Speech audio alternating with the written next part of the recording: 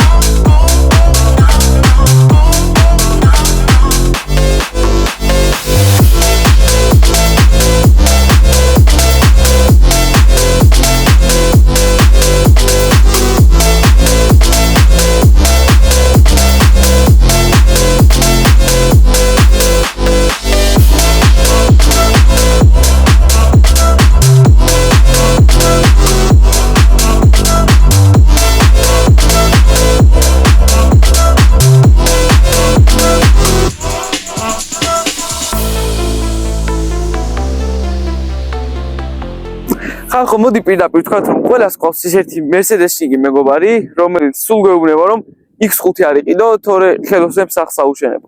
ხო და მოდი მაგერთ მეგობარს ვთქვათ რომ BMW მე-15 სახით თითქმის ყველა ის შეცდომა გამოასწორა რასაც წინა თაობებში უშვებდა. ეს მანქანა მართლა კარგად დადის, მართლა კარგად მუშაობს, თუ რა თქმა უნდა პატრონ წუწურაქი არ ყავს და მოვლისთვის ფული ენარება. მართალია ეს არ არის M პაკეტი, არ აქვს მას აგრესიული ბამპერები, ტუჩი, დიფუზორი და ასე შემდეგ, მაგრამ მე გეუბნებით რომ ეს არის გელი ცხვრის ტყავში და აქვს ძალიან ბევრი ძალა. მე გირჩევთ რომ ამ მანქანას შუქნიშანზე არ ამოუდგეთ, თორემ შეიძლება წერტილად ისე დაგტოვოთ, ვერც კი გაიგოთ. მოდი სანამ კაპოტს ავხდიდეთ და ძრავს ჩავხედავდეთ, შევაფასოთ მისი წინა ვიზუალი. პირველი რა თქმა უნდა თვალშიად ხვდება არის ეს ულამაზესი და უზარმაზარი ფარები. აქ გვაქვს ადაპტიული ტექნოლოგია, რომელიც ღამეს დღე დაქცევს, მაგრამ აქ თავარი მუღამი სულ სხვა რამეა. ამ ფარებს ისეთი ტექნოლოგია აქვს, რომ ღამის შორი განათების გადმოთვალზე ფიქრი საერთოდ არ გიწევს. სხივებს ჭრის, ანუ აქეთ-იქით მოძრაობს ეს ბუდეები რაც არის და შემხვეთს თვალები საერთოდ არ ეჭრება, შენ კი ვერც კი ხვდები ამ ყველაფერს ისე აკეთებს ერთ სიტყვით ეს ფარები. მოკლედ ძალიან ჭკვიანი ფარები აქვს, თავისით ხვდება ყველაფერს სად როდის და როგორ გააკეთოს. თუ ისევ ირონიას დაუბრუნდებით, ეს ფარები იმისთვის არის, რომ ღამე კარგად დაინახო ის ორმო, რომელშიც თითქმის შენი ნახევარი ხელფასი უნდა ჩატოვო. მაგრამ ჩემი აზრით, როდესაც ამ მანქანას ფლობ, შენ არ უნდა იყო მხოლოდ ხელფასზე დაყრდნობილი და უნდა იყო ცოტა დიდი პიროვნება შედარებით. დიდ პიროვნებაში გულისხმობ, რომ უნდა ფლობდე ბიზნესებს, რათა ამ მანქანის კარგად შენახვა შეძლო და არ ფიქრობდე იმაზე, რომ ბენზინი ანეხლა გამითავდება და მანქანით კარგად გართობა შეძლო. აი ახლა ვუყურებ და ვფიქრობ რომ BMW საერთოდ არ კარგავს თავის ბრუტალურ და სპეციფიკურ გამოხედვას. არც ამ მანქანაში დაუკარგავთ და აი მანქანას ვუყურებ გონია რომ გეუბნება გზადამითმე თორე შეგჭამ ფაფასავითო.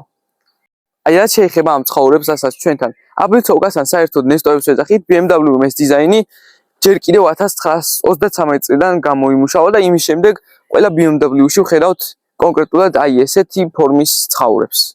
F15-ზე ეს ცხოვრები არის ზომიერი და დახვეწილი, არ არის ახალი მოდელებისაგან განსხვავებით უზარმაზარი და იდეალური ზომა აქვს და ასევე ფორმაც.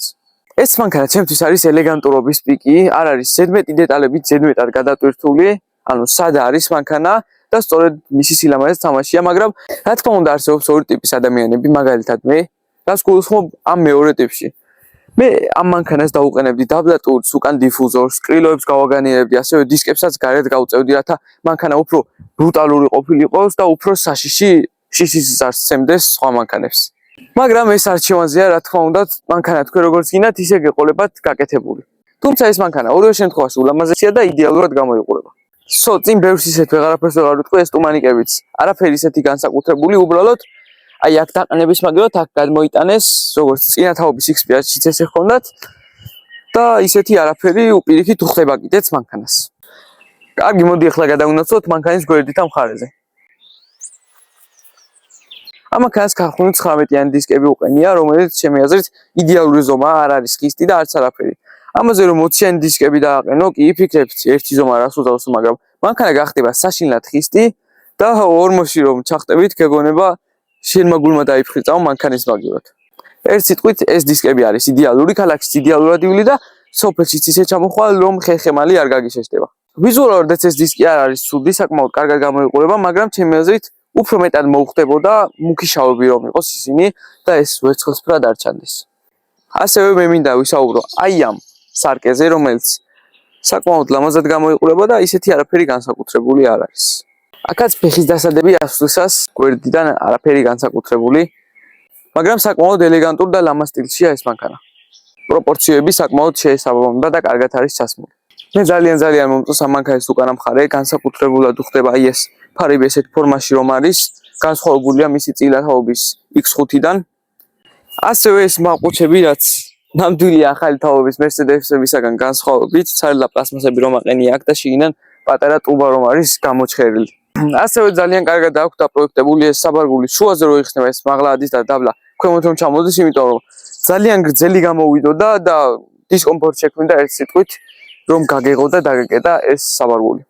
გარედან მეც ვეღარ ვიტყვი, ეს სპოილერი საკმაოდ უხდება, ეს რესტაილინგის ფარებიც უკვე ვთქვი. და მოდი ჩავხედოთ ახლა შიგნით საბარგულში რამხელა არის საერთოდ, როგორ იღება. აი ეს ელექტრონული საბარგული არის, თავისით იღება და თავისით იკეტება.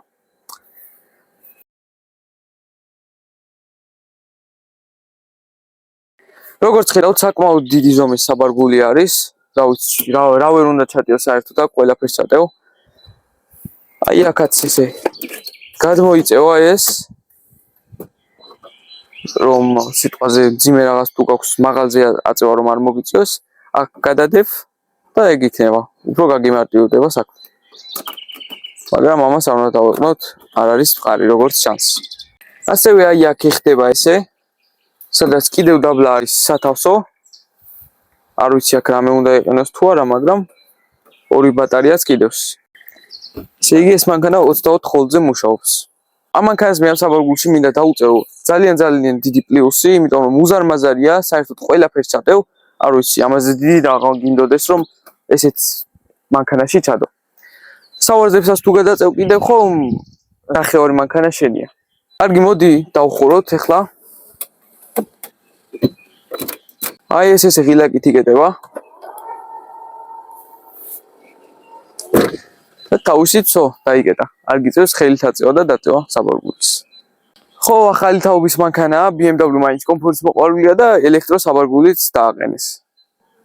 აქაც ეს ნიკელის პანელები მიაყენეს, აქაც მაღლა ესე სამაგრები, რაში უნდა დაგჭირდეს ჩემი აზრით ამ მანქანაზე ზემოდან არავინ მოათავსებს რაღაცას, მაგრამ მაინც პლასმასის არ არის და მყარები დააყენეს. ხახო აი ამ მანქანის თავარი მუღამი არის სულ სხვა, კი მართალია, ბევრ ბენზინს წვავს. ასევე დროთა განმავლობაში ზეთის ჭამასაც იწყებს, მაგრამ ამ მანქანით სადაც არ გინდა ჩააჭირო, არსად არ შეგარცხვენს. ჩვეულებრივად ისერ ბილად ადის, ჩვეულებრივად რომ მიგორავ, გონია 60 ხარ, მაგრამ უკვე ჯარიმაზე ხარ გასული 180-ით მიკრი ხარ სადღაც. რო დააფარებ ისეთი კარგი შეგნება და სასიამოვნო მოვლენა არის, რომ სულ გავიწყდება ბენზინის ჩეკის და ხელოსნის ნომერიც. ერთი ჩაჭირა და შენ სარკეში საერთოდ აღარავინ აღარ ჩანს, ან პატარა წერტილად ჩანს საერთოდ. კარგი, აბა ეხლა მზად ხარ, თავხადოთ ამის სწრავს და ჩავხედოთ საერთოდ შიგნით რა არის.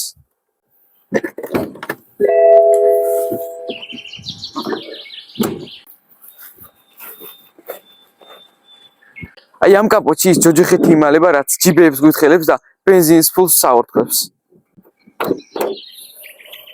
და-დამ! და რას უყურებთ? ზემოდან ცარილა პლასმასებს. მართალია ძრავი არ ჩანს, ცარილა პლასმასებია, მაგრამ მე გეტყვით ახლა რეები შეცვალეს და რით გაუმჯობესეს ეს ძრავი. გაიცანით N63 ტიუ ძრავი. ამ ძრავის ისტორიას რომ გადავხედოთ, ეს ძრავები პირველად გამოჩნდა BMW X6 S71-ში. იმ S73-მა BMW-ს ცოტა არ იყოს სახელი შეულახა, ძრავი ძალიან მალე ფუჭდებოდა, ზეც ლიტრობით სვავდა და ამის მთავარ მიზეზად ასახელებდნენ, რომ ამ ძრავებს აქვთ შუაგულში ტურბინები, როგორც იცით, twin turbo-ა და შუაგულში ესე ორი ტურბინა აქვს, რასაც hot კონფიგურაციას ეძახიან. ანუ ძრავი იმ დონეზე ხურდებოდა, რომ სალნიკებს და შლანგებს საერთოდ ახმობდა და წვავდა.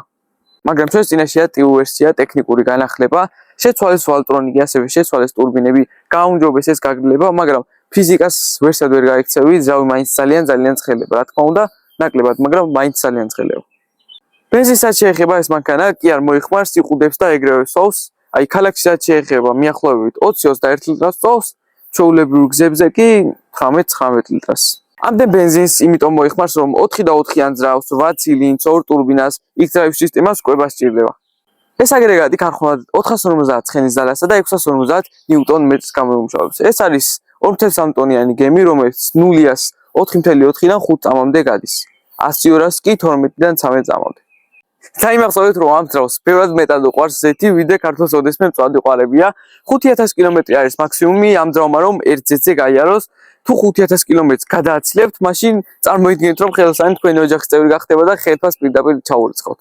მე ამ დროზე მე განსაკუთრებულ და საინტერესო რაღაცებს ვეღარ გეტყვით და მოდი დავახუროთ კაბოტი.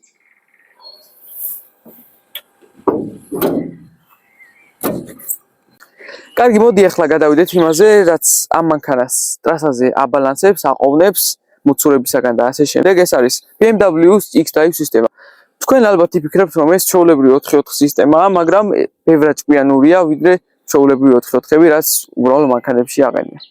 ჩვეულებრივი 4x4 სისტემები, რასაც ძველ ჯიპებში ვხვდებით, არის ძალიან ხისტი და უმეტეს შემთხვევაში 4-ვე საბურავზე თანაბარი ძალა მიაქვს. X-Drive კი არის ჩვეულებრივი ინტელექტუალური სისტემა, ანუ ძალიან ჭკვიანი არის, თავისით ხვდება, როდის რამდენი ძალა გადაანაწილოს, რომელ საბურავებზე. სიტყვას თუ განა საბურავები მოცურდა, მაშინ წინა საბურავებზე გადადის 100% მანქანის ძალა და ეს ამ მეთოდით აბალანსებს მანქანას. ანუ ეს იმდენად სწრაფად ხდება, რომ ძღოლი საერთოდ ვერაფერს ვერ ამცევს და მანქანასაც არაფერი არ ეთყობა. ხშირად დაუსვათ ესეთი კითხვა, რომელი ჯობია BMW-ს X-Drive, Audi-ს Quattro, ჩვეულებრივი ძველი მანქანების 4x4 თუ Mercedes-ის 4x4 სისტემა. მოდი ამ ყველაფერს დაწვრილებით აგიხსნით და რომელს რა პრივილეგია აქვს, იმასაც გეტყვით. ანუ ცოტა ისეთი ვიდეო გამომდის, რომ შევეხე Audi-საც, Mercedes-საც, BMW-საც და ძველ 4x4 მანქანებსაც. ანუ შეგიძლიათ რომ გადაუზიაროთ თქვენ Mercedes-ნიკ მეგობრებსაც და გაიგებენ ამ განსხვავებას. Mercedes-ის სისტემა როგორც თავად ბრენდი არის ორიენტირებული კომფორტზე და უსაფრთხოებაზე. 4x4 ძალას თავის 4-ვე საბურავზე თანაბრად ანაწილებს, ანუ არ ცდილობს რომ იყოს სპორტული, აგრესიული და ასე შემდეგ, ხოლო უნდა რომ იყოს უსაფრთხო და კომფორტული, ანუ სიტყვაზე ყინული ან გზაზე რო გადაერო, ვერც კი იგრძნო ეგეთი სისტემა ერთ სიტყვით. კარგი, ახლა გადავიდეთ Audi-s Quattro სისტემაზე. მართალია ეს ვიდეო არის BMW-შნიკებისთვის, რა თქმა უნდა, ეს BMW-შნიკი ვარ, მაგრამ უნდა ვაღიარო ერთი რაღაც, რომ Audi-s Quattro X-Drive-საც, 4x4-საც და ჩვეულებრივ 4x4-საც ბევრად ჯობნის, აი ესენ რომ აქ არის, Audi სადღაც მაღლა არის. ანუ Audi მექანიკურად ანაწილებს თავისას ესე ტექნიკური რაღაცები არ აქვს, რა თქმა უნდა აქვს, მაგრამ ესეთი განვითარებული დონით არა, ბევრად ძლიერი არის აღმართებზე, ტალახებში, თოვში, ბევრად უკეთესად დადის და ჯობნის ამ მანქანებს, ანუ X-Drive-ს და 4x4-ის სისტემებს. ანუ ერთ სიტყვით Audi-s Quattro სისტემა უფრო ძლიერია, უხეშია და ტალახებისთვის და უგზო-უკლო გზებისთვის არის განკუთვნილი. რა თქმა უნდა, ყველა სისტემას თავისი პრივილეგია აქვს. X-Drive არის ტექნიკურად ყველაზე განვითარებული ამათ შორის. მანქანა როცა აგზობს მოცურებას ფსა ტრასაზე მიდიხარ, მაშინ მანქანა არის უკანა წამყვანი, ეს საწვავის დაზუგვასაც ეხმარება, მართალია ძალიან ბევრს წავს, მაგრამ ეს რომ არა კიდევ მეც დაწოვდა. და პატარა მოცურებას რომ იგრძნობს, ეგრევე მანქანა 4-ვე წამყვანი ხდება და მანქანას იდეალურად ავანაცებს, ანუ Audi-s Quattro სანამ მიხვდება ამ ყველაფერს, ამას უკვე გაკეთებული აქვს. კარგი, ახლა პატარა დასკვანსავით გავაკეთოთ და შევაჯამოთ, რომელი რაში ჯობია, ანუ უფრო ადვილად აგიხსნით, თუ ტალახში, თოვში და აღმართებზე შეავლი გინდათ, მაშინ იყიდეთ Quattro პირდაპირ გეუბნებით. და ჩემო მეგობრებო, თქვენ თუ გინდათ რომ BMW-ს ხულიგნური ჩვევები ქონდეს თქვენ მანქანას, ჩვეულებრივ მშრალ ტრასაზე უკანა წამყვანი იყოს, მაშინ მე გეტყვით, რომ იყიდეთ BMW-ს X-Drive-ის ნებისმიერი მანქანა და დაისვენებთ ივლით ხულიგნურად სწრაფად და ასე შემდეგ. მაგრამ რა თქმა უნდა არ მოგიწურდებათ არც თოვში, არც ტალახში და აღმართებზეც ჩვენივე დავხოთ. მოკლედ, მე მგონი ამ მანქანაზე გარედან ყველაფერი ვთქვით. კიდევ რო გავაგზავნოთ საუბარი უკვე ხრახნების დათვლას დავიწყებ, რაც არც მე მინდა, არც თქვენ მოიწყენთ ერთ სიტყვით და არ გვაწყობს. ერთ სიტყვით BMW X5 F15 არის ელეგანტურობის პიკი, ძალიან ლამაზია, თავდაჯერებული და ცოტა ბრაზიანიც. მაგრამ როგორც სიტყვიან მანქანაში მთავარი გარეგნობა არ არის, მთავარი მისი კომფორტი და ლაქსერის ცხოვრებაა, რაშიც ხალხი ამხელა ფულს ხარჯავს და იღებს. ჩვენ რომ ეს ყველაფერი გავარკვევთ, როგორ კომფორტული არის მანქანა, უნდა გავაღოთ ეს კარი. აი ამ კარის შიგნით იმალება ის ლაქსერის ცხოვრება და კომფორტი, რაც ამ მანქანას აქვს. ახლა კი მოდი ჩავზეთ მანქანაში იმ ბილსავალებში და ვნახოთ თუ რა ხდება იქ, სადაც წყოლი თავის 99% დროს ატარებს. დამერწმუნეთ, რომ მანქანის გარე ინტერიერთან შედარებით, შიდა ინტერიერი ბევრად უფრო საინტერესო და ლამაზია.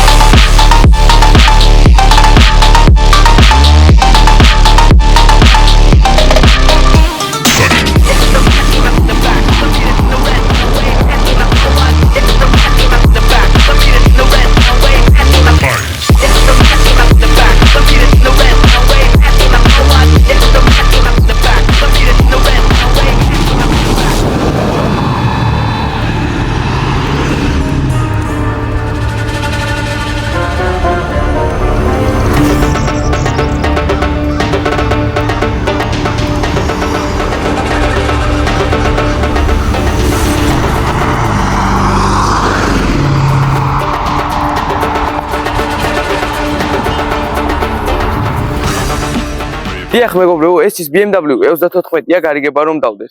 მას აქვს ხულიგანკის 47 მოცულობის ძრავი და ჩვენ თავში ისეთი აზრები გვაქვს, რომ ბევრი ელექტრომანქანის პატრონს შეშურდება.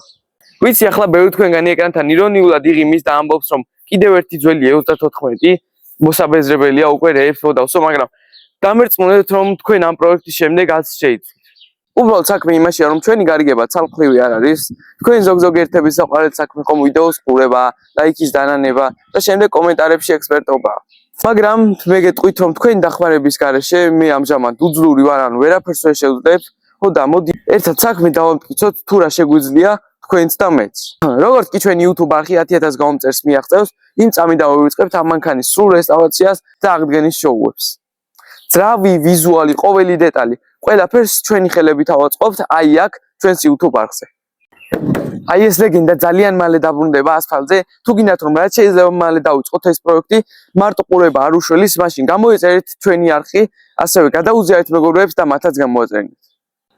მე თქვენი დახმარება ძალიან მჭირდება, რომ ეს მიზანი რაც შეიძლება მალე რეალობად ვაქციოთ. აბა თქვენიცით, მოდი რაც შეიძლება მალე ავიდეთ 10000 გამომწერზე და დავიწყოთ ეს გიჟური იუთუბერა. აგვიწერეთ რაკსტით. გადმოვინდა სულ ინტერიერზე და პირველ რიგში რა თქმა უნდა თვალში აღგზება არის საჭე. საკმაოდ კარგი საჭე არ არის ცუდი. საშუალო დონის საჭეა, ესე ვიტყვი, ანუ ემის საჭისაგან ბევრად განსხვავდება. ემის საჭე საკმაოდ აქვს და ესეთი ხუთკუთხედი ფორმის არის. ამ ღილაკებსაც ჩვეულებრივად სხვადასხვა დანიშნულება აქვს. მაჩვენებლების დაფაზეც იმ დროისთვის ჯერ BMW არ იყო ელექტრონულებზე გადასული და მექანიკური ისრები არის. არ არის ცუდი, საკმაოდ კარგად გამოიყურება სპორტ მოუდში თუ გადავუყანთ უფრო წითლდება და კომფორტ მოუდში როგორც ახლა არის თეთრად ისეა. ამ ეკრანზე რასაც ვიტყვი არ აქვს თაჩი, ანუ არ რეაგირებს შეხებაზე, მაგრამ აქვს ესეთი ჯოისტიკი, რაც საშუალებას გვაძლევს რომ ჩავრთოთ, ანუ და გავიგოთ მანქანის შესახებ ყველაფერი და ვაკონტროლოთ ერთ სიტყვით ჩვენი ეკრანი. ეკრანი საკმაოდ ლამაზი არის, არ არის რაღაც დიდი ბაბაჯანა რაღაც. პატარა, კარგია და სადა. ასევე მე მინდა გადმოვიდე აი აქეთ ამ მხარეს. ძალიან მომწონს ეს ფორმები. თვითონ ღილაკებისაც აი აქ ესეთი პრიალა რომ არის, ეგაც ძალიან მომწონს.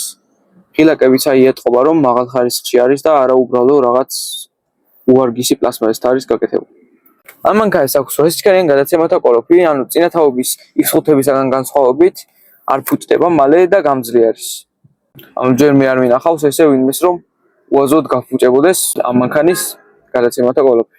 ეს მანქანა არის რა თქმა უნდა ტიპტრონიკი, ოღონდ აქვს ერთი მინუსი კონკრეტულად ამ მოდელს. ტიპტრონიკი იმართება მხოლოდ აი ამ ჯოისტიკიდან, ანუ ჩვენი მართველი სიჩქარის გადამხდელიდან და არ აქვს ესე შიფტერები ხელზე. ანუ როდესაც მაღალ სიჩქარით გინდა წასვლა, შენ ერთი ხელი რომ საჭეზე გეჭიროს და მეორე აქ შიფტერზე, ანუ გადამხდელზე უსაფრთხო არ არის შენთვის, ძალიან დიდი საფრთხეს წარმოადგენს, იმიტომ რომ ერთი ხელი შეიძლება კარგად ვერ დაიმორჩილა მანქანა. აქ ასევე გვაქვს სხვადასხვა მნიშვნელობის ღილაკები, მოცურები, სპორტ მოუდი, კომფორტ მოუდი და ასე შემდეგ.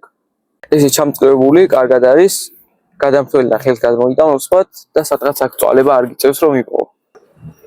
არ შემიძლია ყურადღება რომ არ გამომახვილო ამ მანქანის სავარძლებზე, რომელიც არის ძალიან კარგი ხარისხის და არ არის დერმატინისაგან დამზადებული, ეგრევე თქვა რომ ნამდვილი ტყავია და შეიგრძნობს კარგ ხარისხს. ანუ ეს სავარძლი ყველანაირად შეგიძლია დაიყენოს შენ ზომაზე. აი ეს გადის დაბლა, ფეხები რომ დაალაგო კომფორტისთვის, ასევე შიგნით აგურები ადის ჩამოდის. აი ეს გვერდები ასევე რაც სპორტული სავარძლების დამახასიათებელია, შიგნით და გარეთ შემოდის, ანუ შენ ზომაზე დაიყენებ. ერთ სიტყვით ყველაფერი შეგიძლია მოიგო შენ ზომაზე. აი ესე გამოიყურება ამ მანქანის გასაღები, აქვს განსაკუთრებული ფორმა, ანუ ესეთი გასაღები, რა ვიცი, არც ერთ მანქანას არ აქვს მე მგონი. ამ დროისთვის როცა ეს მანქანა გამოუშვეს, თორე შემდეგში კი გამოუშვეს ამაზე უკეთესი გასაღებები სხვა მანქანებმაც და BMW-მაც კი. იმ დროისთვის საკმაოდ კარგი გასაღებია, საბარგულის გაღება, სიგნალიზაციის გათიშვა, გაღება და დაკეტვა. მეტი რა უნდა იყოს გასაღებზე, არც არის საჭირო. გასაღები საკმაოდ ლამაზია ერთ სიტყვით. მაგრამ ახლა გასაღებზე ვსაუბრობ. აი აქ ჩვენმა ძმებმა დაგვიმატეს გასაღების შესაძლებელი, რაც საკმაოდ კარგია, იმიტომ რომ ბევრ მანქანებში, ბევრში არა, 90% მანქანებში გასაღები ხანსად უნდა დააგდო, ხანსად და არ არის კარგი. აქ შენთვის ჩადებ გასაღებს და იდეალურად იქნება თავისთვის. ასევე აი აქ ტელეფონს დადებ ესე დაკეტილზე თუ გინდა გააღებ და აქ ბოთლის ჩასადებებია, ბოთლებს ჩადებ. აქ საფეფლე და აქ შესაერთებელი. კარგი, მოდი ახლა უცბად ერთი თვალი შევავლოთ აი ამ კარს. ეს შუშების ამწევები არაფერი განსაკუთრებული, ჩვეულებრივი პლასმასის არის, მაგრამ უხარისხო არ არის. აქ საბარგულის გასაღები აქედან იღება, კარის გასაღები ჩვეულებრივი ვერცხლისფერი, უხარისხო არ არის, რა თქმა უნდა, კარგი ხარისხია, ჩვეულებრივი უბრალოდ პლასმასი არ არის. ეს ჩამკეტვები, აქ ხელის დასადები, ტყავი, აქაც ტყავი რაღაც, პლასმასნარევი რეზინა არ არის. აქ ეს ხისის ძალიან მომწონს უხდება. ასევე აქ დიდი სათავსო აქ ბოთს ჩადებ, აქ რასაც გინდა ჩაყრი. ერთ სიტყვით, კარი კარგად გამოიყურება, ცუდი არ არის. აქაც ფარების ღილაკები გვაქვს, ისეთი არაფერი, ჩვეულებრივი ნორმალური გადასართულია, საკმაოდ პატარაა ისე. აი ბევრ მანქანაზე უზარმაზრებია ხოლმე ამ ხელები და აქ პატარა რაღაც არის. ასევე საჭის მაღლა აწევ-დაწევა შეგვიძლია ელექტრონულად, როგორც ძველ მანქანებს ჰქონდათ, აი აქ ჩამოსაწევები ისე არ აქვს და საკმაოდ კარგი არის, სადაც გინდა ჩაწევ, დაწევ, აწევ. და აი საჭის გათბობაც აქვს, რომელიც იდეალურია ზამთრისთვის. გაყინული ხელები რო გაქვს, მოკიდებ საჭეს მართვისას, რა თქმა უნდა, ხელები შეიძლება მოკიდული უნდა ქონდეს და გაგითბობს. მანქანას ასევე აქვს ეს LED განათებები, რომელიც ჩემი აზრით ძალიან უხდება და ფერს ისვლის, რა ფერზეც გინდა იმ ფერზე დააყენებ.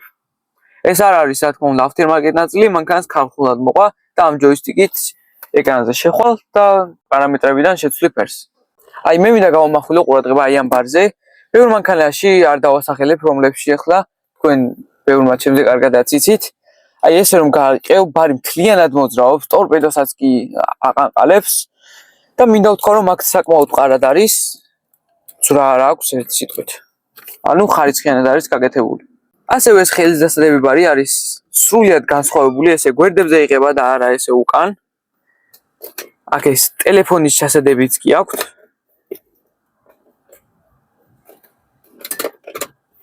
აი აქ რა ტელეფონი უნდა ჩადო არ ვიცი. ალბათ BMW-ს მოყოლოდა ქარხნულად თავისი ტელეფონი. აქაც ნორმალური ზომის სათავსოა, ჩააგდებ რასაც გინდა. ხელის დასადებადაც, რა თქმა უნდა, იდეალურია რბილი ტყავის არის. აქაც ტყავის ტორპედო გვაქვს, მშვენივრად გამოიყურება, არაფერი განსაკუთრებული, მაგრამ სადა ლამაზი ტორპედოა. ასევე ამ X5-ში დამატებული აქვს HUD სისტემა, ანუ რამდენი კილომეტრი საათში მიდიხარ წინ შუშაზე გიჩვენებს, რათა მძღოლმა თვალი არ მოწყვიტოს ასფალტს. ანუ ეს უსაფრთხოებისთვის ძალიან კარგია. რათა არ მოგიწევს ან გვერდზე გახედვა, ან მაჩვენებელთა დაფაში ჩახედვა. პირდაპირ მიდიხარ და თან უყურებ რამდენით მიქრი ხარ. ყურადღება მინდა გავამახვილო აი ამ ხის პანელებზე, რაც ჩემი აზრით ძალიან უხდება. არ ვიცი ნამდვილი ხია თუ არა, არ აქვს ამას მნიშვნელობა, მაგრამ მანქანას ძალიან შეესაბამება. ფერებით თორე ღია რომ იყოს, საერთოდ არ მოუხდებოდა. აქ გვაქვს პანორამა ჭერი, რის დიდი მომხრეც არ ვარ, იმიტომ რომ მეტი სინათლე შემოდის მანქანაში და არ მოყარს. მართალია კი შეგვიძლია ეს გამოვწიოთ ლუქის ქვემოთანე, აი ესე. მაგრამ მე მაინც დიდად არ მოყარს. მაგრამ ცუდი ნამდვილად არ არის, უხდება კიდეც ამ მანქანას. ლუქი რომ ამხელა არის, ზაფხულში გასაგრძელებლად იდეალურია. კარგი, მოდი გადავინოსოთ ახლა უკანა მხარეს. მოდი ჩავждეთ. თქვენ წარმოვიდგინეთ მაღლა თავთან დიდი ადგილი საერთოდ არ მაქვს, მიახლოებით 5 სანტიმეტრია დარჩენილი და თავს მივარტყო მაღლა. ამ ხელა მანქანაში, რა ვიცი, ოდნავ დაბალზე მაინც იყოს სიდენეები, რომ კარგად შეძლოს მაღალმა ადამიანმა დაждობა. პირველად ვზივარ უკან და არ წარმომედგინა თუ ესეთი დაბალი ჭერი ექნებოდა ამ მანქანას. ჭერია დაბალი თუ სავარძლებიან მაღალზე, ეგ ნამდვილად არ ვიცი, მაგრამ მაღალი ადამიანი აქ ნამდვილად ვერ ჩაედება.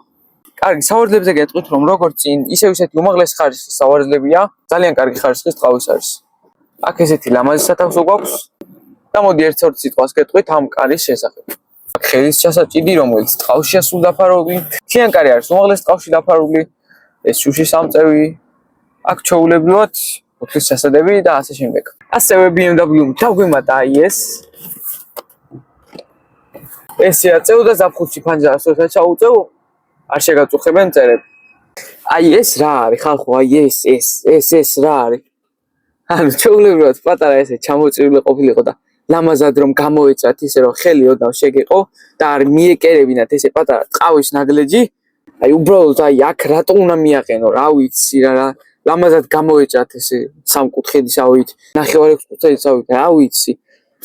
კარგი, გადმოვწიოთ ერთი აბა.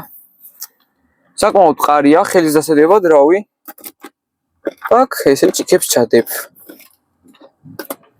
დავაფაროთ, მაგრამ აი ეს რა არის? აი, თლიან უკანას საوردლებს ამახინჯებს აი ეს პატარა რაღაცა. კაი, იმდენი პლუსი აქვს მანქანას, არა უხსავს ეს ერთი პატარა რაღაც, არაფერია ისეთი. აი, აქ ბარის უკან გვაქვს უმაგრესი რაღაც. გამათბობლის ჩამთველი, კონდიციონერის ჩამთველი, სავარძების გათბობის ჩამთველი, ასევე ეს სიგარეტის სანთებელა და ტელეფონის ჩასადებიც კი გვაქვს. ძალიან მაგარი რაღაც არის, მე ძალიან მომწონა ეს. ერთ სიტყვით BMW F15-ის კომფორტულობაზე ძალიან იზრუნა. უკან გზავრებზეც იქფიქრა და გამაგრებელი და გამათბობლიც დაუყენა. მეგობრებო, იცით ეს რა არის?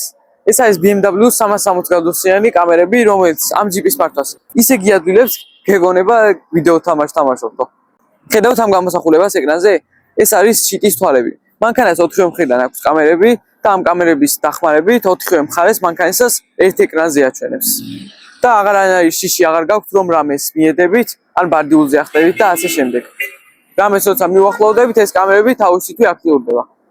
ყველაზე მაგარი არის, როგორც გითხარით უკვე, ვიწრო გასასვლელებში, სადაც ბევრი მანქანა აყენია გარშემო, ეს კამერები უკვე აქტიურდება თავისით და ზემოდან უყურებს მანქანას, გაჩვენებს თუ რამდენი სანტიმეტრი დაგჭა სხვა მანქანამდე, რომ არ დაეჯახო მას. ჩათვალეთ თქვენ გადაადგილებისას კიდევ ზედმეტად 4 თვალი გაქვთ და მანქანა კიდევ ზედმეტად 4 ჯერ ყავთ დაცული. ეს პრივილეგია აქვს BMW X5-ის 360 გრადუსიან კამერებს. მეგობრებო, კიდევ ერთი ძალიან მაგარი ფუნქცია, რაც BMW X5-ს აქვს, არის კარების ავტომატური დაკეტვა, ანუ ეგრეთ წოდებული soft close. ხშირად კარს ბოლომდე ვერ ვაჯახუნებთ ხოლმე, ანუ კარი ნახევარად ღიარჩება, მაგრამ ამ მანქანაში ეს პრობლემა აღარ არსებობს. აი, უბრალოდ შეხედეთ. აი, ნახევარად დავკეტავ. და ნახეთ, ცო, კარი თავისით დაკეტა მანქანამ. აი, უბრალოდ ხელებს უშვებ და ვსო, კარები თავისით დაიკეტა.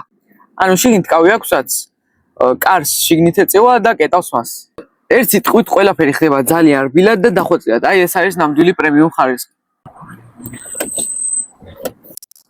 მეგობრებო, დღესაც ვნახეთ და გამოვცადეთ, არის ნამდვილი ინჟინერიის ნიმუში, 2014 წლიანია, მაგრამ დამერწმუნეთ, ბევრ ახალ მანქანას ჯიბეში ჩაისვავს ისე ვიზუალითაც და სიმძლავრითაც.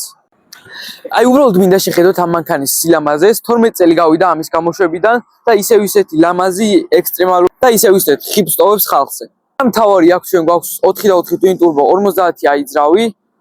თავის X-drive სისტემასთან ერთად მანქანა ისე რბილად იმართება, გეგონება ჯიპს კი არა, სედანს მართავო. ჩემზე მთავარი საფუძვლება ამ მანქანის სირბილე მოახდინა. ანუ ვერ წარმოვიდგენდი ესეთი მძლავრი მანქანა თუ ესე რბილად ივიდა, ანუ ჩქარა რომ მიდიხარ, გონია მიფრია მცაშიო. ინტერიერზე ხომ საერთოდ აღარაფერს აღარ ვიტყვი, ყველაფერი ხარისხიანია, ყველაფერი თავის ადგილზე ზის და ერთ სიტყვით სიამოვნება ამ მანქანაში ჯდომა. ახლა კი ყველას საინტერესო თუ რა ღირს ეს სიამოვნება დღევანდელ ქართულ ბაზარზე. თუ ამ მანქანას საშუალო მდგომარეობაში ეძებთ, მაგალითად, ბევრი გარბენი რომ მქონდეს და ცოტა ზეცაც ჭამდეს, მაშინ ამ მანქანას იპოვით $13,000-დან $16,000-მდე. მაგრამ თქვენ თუ გიდათ კარგად მოვლილი F15-ის შეძენა, დაბალი გარბენით, ზეც რომ არ ჭამდეს და ასე შემდეგ, მაშინ ამ მანქანის ფასი $16,000-დან $20,000-მდე მერყეობს. მოკლედ ამ მანქანაში ყოველი გადახდილი ცენტი თავის თავს ამართლებს, თუ ეძებთ თქვენ ძალიან ძლავრ, ძალიან ლამაზ და ძალიან კომფორტულ ავტომობილს. და აი მთავარი სიახლე მათთვის, ვინც ვიდეოს ყურებისას ინატრა, რომ ეს ლამაზმანი მისი ყოფილიყო, სამწუხაროდ საბედნიეროდ ეს მანქანა იყიდება. მანქანა არის კარგ მდგომარეობაში, მოვლილია და ისე მუშაობს როგორც BMW-ს შეეფერება. ვინც ამ მანქანის შესყიდვით დაინტერესდებით, მე დავტოვებ საკონტაქტო ნომერს აღწერაში და არ დააყოვნოთ, ვისაც ამ მანქანის შეძენა მართლა გსურთ, დარეკეთ, მოდით და ნახეთ, შეამოწმეთ მანქანა. მეგობრებო, თუ მოგეწონათ ეს ტესტ-დრაივი და გსურთ, რომ კიდევ ბევრად უკეთეს ვიდეოები შემოგთავაზოთ, მაშინ გამოიწერეთ ჩემი არხი, რათა უფრო მეტი мотивация მომეცეს და უფრო კარგი ვიდეოები შემოგთავაზოთ თქვენ. ასევე გამოიწერეთ ჩემი არხი, გააქტიურეთ ზარისხილაკი, რათა არ გამოტოვოთ შემდეგი ჩემი საინტერესო პროექტები და ვიდეოები. და რა თქმა უნდა, დააფიქსირეთ თქვენი აზრი ამ მანქანის შესახებ, არის თუ არა საუკეთესო თავის ფასში და თქვენ შეიძენდით თუ არა. მე ვიყავ ილო კამესტერიშვილი, იმედია ვიდეო მოგეწონათ. თქვენ კიდევ წინ ბევრად საინტერესო პროექტები, ვიდეოები და სიახლეები გელოდებათ. მე ძალიან მიხარია, რომ ჩემი აუდიტორია ასე ძალიან იზრდება. მადლობა კიდევ ერთხელ ერთგულობისთვის, ვიდეოს ბოლომდე ყურებისთვის და ჩვენ კიდევ ძალიან მალე შევხვდებით ერთმანეთს შემდეგ ვიდეოში. აბა დროებით.